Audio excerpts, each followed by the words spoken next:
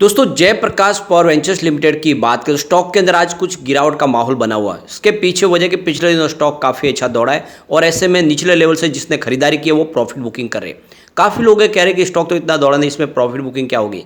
तो आपको ये ध्यान होना चाहिए कि छोटे पेनी स्टॉक में बहुत भारी मात्रा में शेयर खरीदे जाते हैं। करोड़ों शेयर हमने देखा है कि पिछले दिनों खरीदे गए।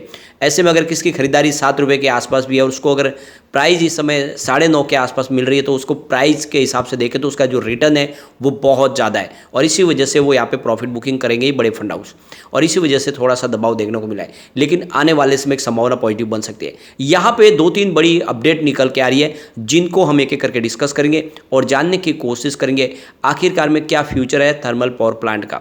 वैसे कंपनी के पास तो हाइड्रो इलेक्ट्रिक पावर प्लांट भी है और कंपनी आने वाले समय ग्रीन एनर्जी सेक्टर में भी कुछ अपॉर्चुनिटी तलाश रही है। तो क्या इस समय हमें इस छोटे से पेनी स्टॉक में इन्वेस्टमेंट करना चाहिए क्योंकि कंपनी शानदार प्रॉफिट में और लगातार एफआईडीआई का निवेश भी बन रहा है, तो क्या करना चाहिए जानने की कोशिश करेंगे इस वीडियो के माध्यम से। लेकिन फ्रेंड उससे पहले अगर आप पहली बार हमारे चैनल पे आए तो चैनल को सब्सक्राइब कर दीजिए, एक बेल आइकॉन दबा दीजिए ताकि जब भी नया वीडियो बने पहला नोटिफिकेशन आपको मिले। वीडियो पसंद आए तो लाइक से जरूर कीजिए। चलो फ्रेंड्स वीडियो स्टार्ट करते हैं। मैं हूँ आपका दोस्त एस.बी. दवे और हमारे अपने चैनल ऑनलाइन कमाई में आपका बहुत बहुत स्वागत है। अभी लगभग 2:45 के आसपास का टाइम है। BSE सेंसेक्स 66,041 के स्तर पर, यानी बाजार ने फिर से 66,000 के स्तर को छू लिया है। आपको पता ही होगा काफ़ी बड़ी गिरावट, लेकिन पिछले 2 ट्रेडिंग सेशन में काफ़ी अच्छी रिकवरी हुई है। कल भी हमने 400 पॉइंट की तेज़ी देखी थी और आज भी 400 पॉइंट की शानदार तेज़ी है, यानी 0.62% अपर है बिया बाजार। और इसका असर हम देख सकते हो कि आरबीआई की रेपो रेट में कोई बदलाव नहीं किया गया है। इससे भी बाजार को एक बूस्ट मिला है क्योंकि कहा जाता है कि हो सकता है कि इस बार रेपो रेट बढ़ाया जाए, लेकिन ऐसा हुआ नहीं। आरबीआई ने उसको अनचेंज रखा और 4 बार लगातार अनचेंज रखा गया, जिससे आने वाले समय में किसी की ईएमआई नहीं बढ़ेगी, जो लोन की जो रेट है वो वही रहेगी। इसका भी कुछ पॉजिटिव इफेक्ट देखने को मिला है। निफ्टी एनर्जी में भी कुछ पॉजिटिव माहौल है। 26,776 के स्तर पे 0.33% की तेजी है। लेकिन अगर हम जेपी पावर की बात करें तो स्टॉक की शुरुआत तो पॉजिटिव हुई 9.85 पर। कल की क्लोजिंग 9.80 के आसपास थी। इंट्राडे में 9.95 का हाई भी बना। कल भी हमने देखा था कि 9.95 का हाई बना के स्टॉक नीचे थोड़ा आया था और जो लो है वो 9.65 का है। अभी फिलहाल 9.75 के आसपास स्टॉक है, जहाँ पे 0.51% की गिरावट देखने को मिले, तो कुछ दबाव देखने को मिल रहा है। अब इसकी प्रदर्शन को आप देख सकते हो। पिछले 5 साल के हिसाब से स्टॉक ने 335% का ज़बरदस्त रिटर्न दिया है। सिर्फ 3 ईयर की बात करें स्टॉक ने 284% का बम्पर रिटर्न दिया है। 50 पैसे के आसपास स्टॉक था 2020 में। 1 ईयर की बात करें स्टॉक ने 27% का पॉजिटिव रिटर्न दिया है। अगर हम बात करें सिर्फ 3 मंथ की तो 55% का ज़बरदस्त रिटर्न दिया है स्टॉक ने। और यहाँ पे सिर्फ 1 मंथ के हिसाब से देखें तो यहाँ पे 12% की तेज़ी बनी है। कुल मिला के इसका रिटर्न काफ़ी अच्छा है और ऐसे में प्रॉफिट बुकिंग तो आनी थी। अब यहाँ पे लोगों के मन में बार बार सवाल आते हैं कि क्या आने वाले समय में जो कोल बेस्ड पावर प्लांट है वो सारे बंद कर दिए जाएंगे। तो यहाँ पे सरकार ने क्लेरिफाइड कर दिया है कि फिलहाल कोई भी पावर प्लांट को बंद नहीं किया जाएगा। हमारे पावर मिनिस्टर आर.के. सिंह ने कहा है कि कोल बेस्ड पावर प्लांट बंद करने का हमारा फिलहाल कोई प्लान नहीं है। जिस तरह से इलेक्ट्रिसिटी कंजम्पशन बढ़ रहा है उसको पूरा करने में सबसे बड़ा योगदान कोल बेस्ड पावर प्लांट का ही है और आने वाले समय ये जारी रहेंगे, यानी 2030 तक के लिए तो आप देखें तो कोल बेस्ड पावर प्लांट को जारी रखा जाएगा और ऐसी ही संभावना बन रही है क्योंकि जिस तरह से इलेक्ट्रिसिटी कंजम्पशन बढ़ रहा है उसको पूरा करने के लिए ज़रूरी है कि कोल बेस्ड पावर प्लांट को आगे बढ़ाया जाए। अब यहाँ पे यह है कि कुछ कोल बेस्ड पावर प्लांट जो काफ़ी पुराने हो गए तो उसमें बदलाव किया जा सकता है, उसमें उसको तैयार किया, उसको रिपेयरिंग किया जा सकता है, उसमें कुछ और चेंजेस किए जा सकते हैं और ये किया जा सकता है। लेकिन कोल बेस्ड पावर प्लांट को बंद नहीं किया जाएगा। यानी जितने कोल बेस्ड पावर प्लांट है वो पुराने हो गए तो उसको फिर से उसमें आप देखें तो मॉडर्न टेक्नोलॉजी से उसको लेस किया जाएगा और ब्लास्ट फर्नेस में देखें तो बायोमास का इस्तेमाल किया जाएगा कम से कम 5 से 10% तक, जिससे पोल्यूशन थोड़ा कम हो। ये इसके रास्ते तलाशे जा रहे हैं। अब यहाँ पे एक और बड़ी जो गुड न्यूज़ निकल के आ रही है, जो लोगों को लग रहा था कि कोल बेस्ड पावर प्लांट आने वाले समय बंद होते जाएंगे, तो यहाँ पे 19,200 रुपीज़ का बड़ा खर्च करके कोल बेस्ड पावर प्लांट लगाने यानी थर्मल पावर प्लांट लगने वाला है ओडिशा के अंदर। तो यहाँ पे देख सकते हो कि जो लेटेस्ट अपडेट निकल के आ रही है कि ओडिशा के अंदर जहाँ पे कोल माइंस भी है और वहाँ पे उस कोल माइंस का फ़ायदा उठाते हो वहीं पर डायरेक्ट यहाँ पे अब थर्मल पावर प्लांट स्थापित किया जा रहा है।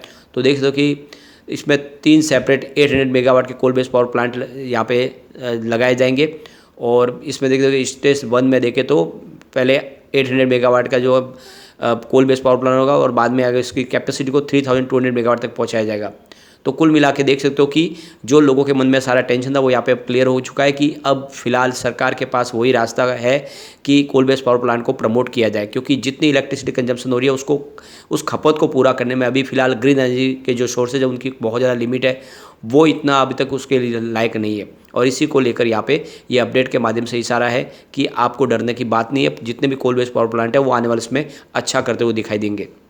एक बड़ी अपडेट और निकल के आ रही है, एशिया पैसिफिक रीजन के जो हेड है यहाँ पे देख सकते हो, उनकी तरफ से जो बड़ा बयान निकल कर आया है, उनका कहना है कि 3.3 ट्रिलियन डॉलर का निवेश होने जा रहा है आने वाले 10 साल में पावर जनरेशन के लिए, स्पेशली ग्रीन एनर्जी के लिए।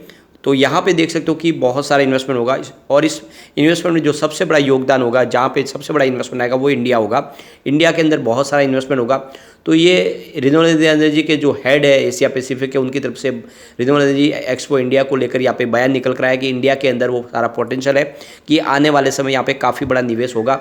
और जैसे कि इलेक्ट्रिसिटी डिमांड बढ़ रही है और विश्व के अंदर इंडिया बहुत ज़्यादा इलेक्ट्रिसिटी कंजम्पशन वाला देश बना हुआ है, ऐसे में यहाँ पे निवेश की ज़रूरत है। और इंडिया और चाइना ये दो बड़े कंट्रीज़ हैं जहाँ पे एशिया पैसिफिक के अंदर ज़्यादा से ज़्यादा इलेक्ट्रिसिटी जनरेशन हो रहा है। ऐसे में रिन्यूएबल एनर्जी सोर्सेज को तो तेज़ी से बढ़ाया जाएगा, लेकिन जो ऊर्जा की खपत को पूरा करने के लिए और दूसरे रास्ते उनके लिए भी निवेश आएगा। यानी कुल मिला के आने वाले समय में ये जो निवेश है ये ग्रीन एनर्जी सेक्टर में तो आएगा ही, लेकिन साथ में जो थर्मल पावर प्लांट है और देख सकते हो कि हाइड्रो इलेक्ट्रिक पावर प्लांट है उसमें भी निवेश जरूर आएगा। ऐसे में जेबी पावर के लिए कुछ मौका निकल कर आएगा। अब यहाँ पे अगर हम इसके रिजल्ट को देखें तो जून 2022 में 1829 करोड़ के आसपास रेवेन्यू था, जो दिसंबर 2022 में कम होकर 1206 करोड़ तक आ गया। यानी रेवेन्यू में लगातार कमी आई थी और उस वजह से शेयर की प्राइस भी नीचे आई। लेकिन मार्च से रेवेन्यू फिर बढ़ना शुरू हुआ। मार्च 2023 में 1385 करोड़ का रेवेन्यू था, जो जून 2023 में बढ़ के 1715 करोड़ तक पहुंच गया। और आशा करें कि इस बार रेवेन्यू और बढ़ेगा, यानी पिछले 3 क्वार्टर से रेवेन्यू बढ़ना शुरू कर दिया है। अभी अभी प्रॉफिट लॉस की बात करें, जून 2022 में 242 करोड़ का कंपनी को प्रॉफिट था। दिसंबर में कंपनी को 218 करोड़ का भारी लॉस हो गया। आप देखिए दिसंबर में जिस कंपनी लॉस में आई, इसकी प्राइस भी 5-6 रुपये के आसपास आ गई। फिर देख लो कि मार्च में लॉस में कमी आ गई, 43.99 करोड़ का ही लॉस रह गया था। और जून में एक शानदार बाउंस बैक दिया, सीधा प्रॉफिट हो गया 1992 करोड़ का, यानी लगभग ज़बरदस्त प्रॉफिट में आई। लॉस से प्रॉफिट में कंपनी आ गई है और आशा करेंगे इस बार प्रॉफिट 200 करोड़ को पार कर जाएगा, तो फिर शेयर की प्राइस डेफिनेटली बढ़ेगी। ये लॉन्ग टर्म में निवेश के लिए काफ़ी अच्छा मौका है। यहाँ पे प्रमोटर की होल्डिंग अगर देखें तो 24% के आसपास है, जो बनी हुई है लगातार। यहाँ पे प्रमोटर ने कुछ गिरवी शेयरों को छुड़ा है। जून में यहाँ पे 94.63% के शेयर गिरवी थे, वो दिसंबर में उन्होंने छुड़ा के 79.20% के आसपास किया है। आने वाले समय में हो सकता है कि प्रमोटर अपने गिरवी शेयरों को और छुड़ाए और कंपनी अपने कर्ज को भी लगातार कम करने की कोशिश करी है।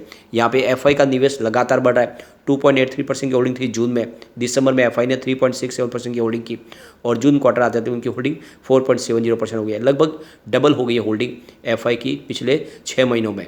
इसके अलावा डीआई की बात करें, उनका निवेश भी यहाँ पे ठीक ठाक लग रहा है। तो कुल मिला के देख सकते हो कि यहाँ पे एक अच्छा नजरिया लेके आप निवेश करें। ये छोटा पेनी स्टॉक आने वाले में आपको एक बड़ा मल्टीबैग रिटर्न भी दे सकता है, लेकिन रिस्की है, फंडामेंटली वीक कंपनी है, तो उतना ही निवेश करें कि डूब जाए तो आपको गम ना हो। लेकिन फ्रेंड, कोई भी इन्वेस्टमेंट करने से पहले अपने फाइनेंशियल एडवाइजर से बड़े ले ले या अपना खुद का रिसर्च करें, क्योंकि मैंने वीडियो आपके एजुकेशनल पर्पज़ के लिए ही बनाया। वीडियो पसंद आए तो लाइक से जो कीजिए और चैनल को सब्सक्राइब कर दीजिए। थैंक